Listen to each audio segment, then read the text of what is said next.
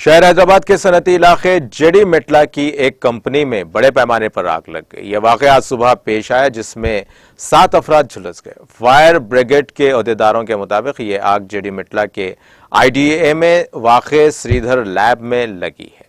اطلاع کے ساتھ ہی وہ وہاں پہنچ گئے اور آگ پر قابو پا لیا۔ پولیس نے اس واقعے کے ساتھ ہی علاقے کا محاصرہ کر لیا ہے۔ کیمیکل ری ایکٹرز کے پھٹ پڑنے کی وجہ سے یہ واقعہ پیش آیا۔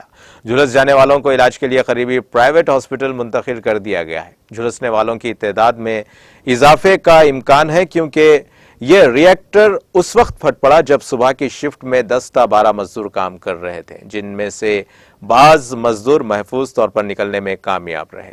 بعض مزدوروں کے عمارت میں پھنس جانے کی بھی اطلاع ملی ہے۔ عہدیدار اس واقعے کی اصل وجہ اور آگ کے نتیجے میں ہوئے مالی نقصان کا اندازہ لگانے میں مصروف ہے۔ مقامی افراد نے بتایا کہ 2 فائر بریگیڈز نے آگ پر قابو پا لیا۔ اس واقعے کے ساتھ ہی علاقے میں کثیف دھواں پھیل گیا اور مقامی افراد میں سنسنی پھیل گئی۔ کمپنی کی جانب سے اس معاملے پر ہنوز کوئی بیان جاری نہیں کیا گیا ہے۔